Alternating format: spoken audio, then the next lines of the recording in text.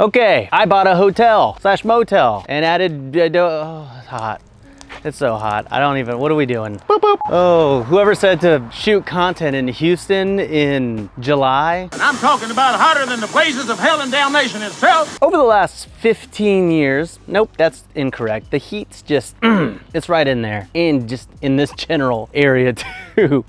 You nasty. Over the last 5 years, I have grown my short-term rental portfolio from 0 to 15 units. Now, in the span of those 5 years, I've had more than 15 units, but certain ones I've closed down, I've sold off, whatever. There's a lot of reasons why I've stuck to this magical 15 number, and really it's because it's what's kept me comfortable in the whole self-managing side of my business without ever having to farm out my portfolio to a property management company. But if you remember in a video that I did about 2 months ago, I talked about why I stopped buying Airbnbs. You know, clickbait title, and everyone's like, oh, Rob's quitting Airbnb. And like, what I talked about in that video was that it no longer made quite as much sense for me to go out and acquire single family properties. I was gonna be just looking to scale how I approach short-term rental investing. And so I think at that time I said I was just gonna be investing in luxury short-term rentals, which I'm still planning on executing on that strategy too. But I had a really interesting opportunity present itself about a month and a half ago that would double my short-term rental portfolio overnight. Okay, so about a month and a half ago, I can't remember exactly off the top of my head, someone reached out to me and said that they were selling a hotel slash motel out in New York. And I was like, okay, well, can you tell me a little bit more about this deal? And he was like, sure, let me put you in contact with my realtor slash broker and he can get you more information. So I was connected with his team and then we started negotiating a contract. Now stick around until the very end of this video and I'm gonna actually be breaking down the numbers behind this deal and giving you all of the financial info that I have at my disposal at the moment. But I had this idea that I wanted to dramatically increase the amount of units in my short-term rental portfolio this year. And everyone's freaking out about the economy right now and investing, and they're like, should I buy a short-term rental and all that kind of stuff? And it's like, yeah, I'm still buying a bunch of short-term rentals. I mean, I just bought 20. So I'm doubling down right now because I think that there are a lot of good deals to be had, and this hotel was a really good deal for us. I mean, for me, I'm always looking for something that I can add value to, and this hotel is exactly that. Maybe a little bit too much value needs to be added to it because it is effectively a whole gut job. And to be honest, it's a little scary, but I believe in taking on deals that scare you a bit because you really only learn from tackling things that you don't know. So far, we've already learned a lot of the logistics and a lot of the things that are involved with running a motel, like some of the insurances involved, going direct bookings versus not being on Airbnb exclusively like I have been in the past. And then the automation system, the cleaning is completely different. Typically with an Airbnb, I hire one set of cleaners and they come and they clean an Airbnb and then they're out within like 2-3 hours. But with the hotel, you know, when you got 20 units, you basically need staff. You can't just rely on one cleaner. Even if you have the best cleaner in the world and it takes them, let's say 30 to 60 minutes to clean a small hotel room, if all 20 of those units needed to be cleaned, it would take them 20 hours to clean the whole place, which isn't gonna work out if you have a dozen people checking in that day. So you have to hire multiple cleaners and then have a system for managing those cleaners. That's just one thing that we noticed. Same thing with having a handyman. I mean, one handyman can probably handle most of that property, but there will be times when multiple rooms have issues and we just need multiple handymen or a team of people to help resolve those issues. So we're learning that managing a hotel, motel, lamp site, there's like a lot to this property. We'll get into that in a second. It is similar to Airbnb because it's still hospitality, but there are a lot of wrinkles to iron out and we're figuring them out as we go because that's what we do on the Robuilt channel. We jump into things that we don't know about and we figure it out along the way. And then I teach you all the ways that I failed on my journey and learn things the hard way so you don't have to learn things the hard way. One of the other things that we learned sort of the hard way here, and again, it's one of those things that we couldn't necessarily have planned for, but just the transition of ownership ended up being a little bit of a thorn in our side compared to what we were expecting. You know, we were hoping that maybe once we closed, the owner would sort of help us transition the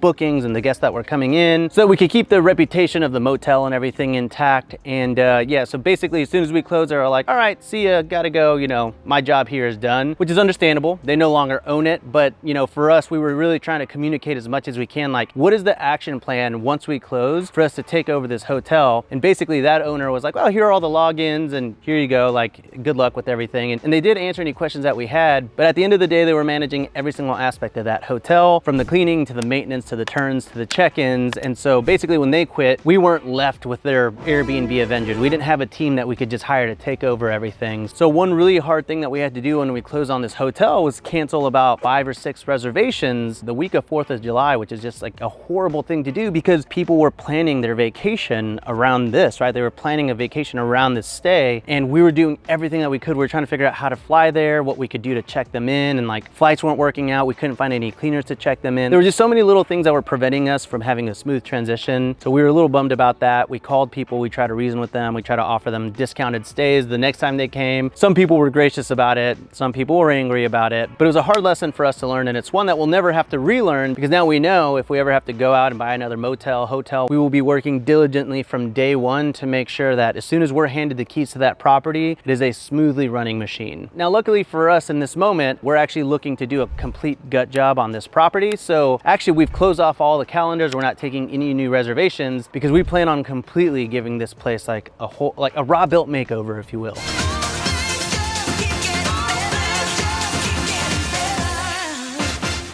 So now let's talk about what we actually have planned for this hotel motel renovation. So the actual property itself consists of 7 motel units, 12 tiny house cabins, and then a 2-1 house and a 2-2 house that all need to be completely renovated from top to bottom. The houses that I just talked about are probably gonna be the living quarters for like an on-site manager / like a full-time cleaner. But as it stands, the place has been running and it's semi-functional, but it needs about $800,000 of work, which is pretty close to the purchase price of $825,000. Now, when we first entered the negotiations for this property, I think it was at $875,000, 7% interest. Like, a lot of it just wasn't really working out for us. And we really wanted this property, and we negotiated pretty heavily for like literally a month. And when it was all said and done, we got it for $825,000, amortized over 20 years with the 3-year balloon. And my favorite part, at a 2.75% interest rate. Like, that's crazy. In this economy, thanks Obama, which is legitimately crazy, because a 2.75% interest rate, with the way that interest rates are right now at like 6, 7, 7.5%, like this was an absolute win for us. So we actually put a 30% down payment on this property. And then I think at the end of the day, our debt service on this property is about 3,500 bucks. And then for all you metric nerds out there, we bought this at an 11 cap, which is a pretty good deal. Let me see if Clint's available real fast. Yeah. Hey man, really quick. Okay, so actually I just called my business partner on this, and the original asking price that they wanted for this property was $925,000. So we snagged it for $825,000 at a 2.75% interest rate, which was just all around a home run for us.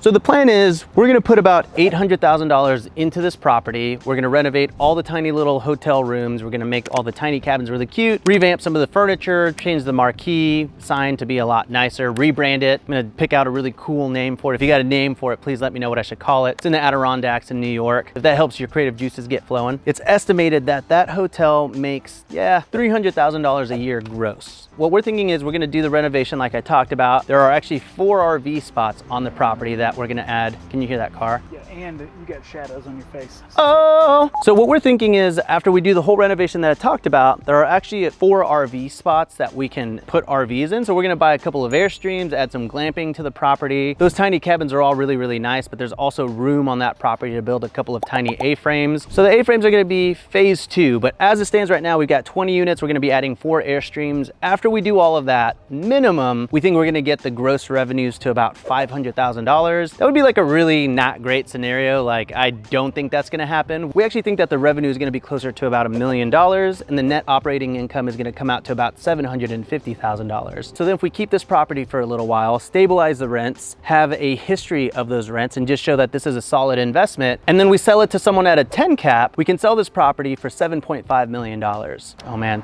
That's good. I saw a dog coming. I was like, oh snap. What's up, pepperoni? So if we stabilize it, is that what I said? So this is what happens. People will walk by, we pause, we wanna be polite, we wanna move out the way, and then we're like, shoot, what was the last thing we said? So hopefully this edits together fine. But if not, Caleb, put what I said like right here. And then we sell it to someone at a 10 cap, we can sell this, oh, I remember now. I said that you could sell that for a 10 cap. And so if our net operating income is $750,000, a 10 cap means that we can sell this property for $7.5 million, which is just like, which basically means that my bank account would be hotter than it currently is in Houston, Texas. Stupid. Yeah, so yeah, $7.5 million would be absolutely crazy, considering that what we're actually putting into this deal after it's all said and done, we'll call it about $1.7 million, which is like not nothing. Obviously, you know, we had to get the funds to make that happen, but because we were able to seller finance that deal, the interest rate is so low, we had an investor ready to go. They funded the deal for us. They're gonna be completely passive while me and my partner do all the sweat equity, the marketing, the renovations, the gut job, and everything. Now, of course, the $7.5 million is the best case scenario. Remember, I said if we, on the low side, we're at the $500,000 mark. I think in that calculation, our net operating income was gonna be, let's just say $250,000 for the low side of this. That means on a 10 cap, we would sell this property for $2.5 million and still have roughly about $800,000 of profit on this flip, which is pretty good considering we're only gonna be spending about 6 months on this project, rehabbing it and getting it ready for the market. Now, full transparency, whether the sales price is $2.5 million or $7.5 million, we don't really plan on exiting this property for probably 2 or 3 years. And you know what? Knowing what I know about myself and my team and our ability to just make magic shit happen in the Airbnb space, I think we're gonna probably be closer to that $7.5 million mark, meaning that if we did sell this in that best case scenario, there will be about $6 million of profit, of which $3 million would go to our investor, completely passive. They will have invested about $850,000, $900,000 of their own cash. So high side, that'll be a really great investment for them. And then me and my partner will take the other $3 million, $1.5 million each. And it will have been a really great learning experience, of which I'm sure we'll have many mistakes and failures and fun times ahead, but I'm really looking forward to it. But more importantly, the experience. Like, this is our step into getting into the boutique hotel Airbnb space, because while it is a hotel, we do plan on making this a short-term rental boutique hotel experience. And then on the next property, maybe we can go for 40 units. And then on the next property after that, maybe we go for 80. See, that's the thing about scaling short-term rentals. It took me 5 years to get 15, right? And I'm really thankful for my time in that strategy because it taught me everything that I know today. But now I see a world where I can get to 100 in the next year. I'm 1/5 of the way there. I've done the math. Checks out. And all it took was one hotel deal that came to me on Instagram. That's the power of social media. That's like the really cool thing about this. So really quick plug on all of this. If you have a hotel deal or an RV park or a mobile park or anything like that that you want to get off your hands, if you're getting close to retirement or it's just too much work for you, it wasn't as passive as you thought, and you just want to offload it, please reach out on Instagram, send me an email, send me the deals, because I'm really interested in pursuing this model full force over the next couple of years. And while we're at it, and we're talking about our short-term rental dreams and our dreams coming true in the Airbnb space, I just wanted to give a quick plug for Host Camp, my 12-month mentorship program. I teach you everything, literally everything I have in here and in here on how to run a short-term rental business. It's fully comprehensive. We have monthly coaching calls. We have hundreds of students in the community, a Facebook group. We just launched a Discord group where we're helping each other comp deals, critiquing each other's listings, we're hearting each other's listings. It's like a very supportive community. It's 80 plus videos, and it teaches you my full blueprint and philosophies on how to start and run a short-term rental business. So if you want to make your Airbnb dreams come to fruition, consider booking a free call with my team over at hostcamp.com, and I'll also leave a link down in the description below. All right, last little thing here. I talked about the Airstreams on this property and how there's 4 RV spots. My favorite thing about this is, you know, I've been really working towards relaunching a lot of my glamp sites and permitting my glamp sites around the country, and permitting a legitimate glamp site can take anywhere from 6 to 12 months, and I'm learning that the hard way because I'm permitting like 3 or 4 across the country. But because this is already a permitted motel and it's already got the RV spaces permitted and the tiny cabins are already permitted, we don't have to run permits for the RV spots. They were already obtained when the place was built. So we'll be able to add these Airstream glamping units to the property and not really have to go through all the red tape and spend $25,000 to $50,000 on civil engineering like I've had to do on a couple of my other properties. So I'm really excited about that aspect because this property has some acreage that we're gonna be able to develop too. I talked about the tiny A-frame cabins. We're gonna do that in phase 2, and obviously that means the profits are gonna go up. We're gonna have a really cool glamping unique experience as part of that property, kind of like a subsidiary of that property, but all located within the vicinity of that main hotel. So there are a lot of cool plans for that hotel. I'm really excited. I mean, this kind of stuff really does keep me up at night because I'm like, all right, we got this hotel, we're gonna completely revamp it, we're gonna redesign it, we're gonna change the name, we're gonna do the Robuilt thing. We're also gonna put these amazing Airstream trailers on the property, and then maybe we're gonna build some tiny little A-frames, and I don't know, man, this is what I want. You know, it's like I can go out and buy single properties and do my thing, but the fact that I can do this times 20 or times 24 or times 30 with one property just makes me so excited, because it's definitely more work than just buying one property, but not 30 times more work. And so from an efficiency standpoint and from a scaling up standpoint, this is really where the short-term rental operator and entrepreneur starts to scale, because you get so much of your time back when you start acquiring 20, 30 doors at a time. So yeah, that's it. It's hot, there's mosquitoes, I feel like I'm in the jungle. Let's go home, let's go in the AC, let's go just change our shirt, because the shirt is just like anyways, don't forget to like and subscribe and hit the notification bell so that you're notified anytime that I make a video about buying a crazy 20-unit motel out of nowhere. And I'll catch you on the next episode of Robuilt. Cool? Bye. Smooches, smooches, Caleb.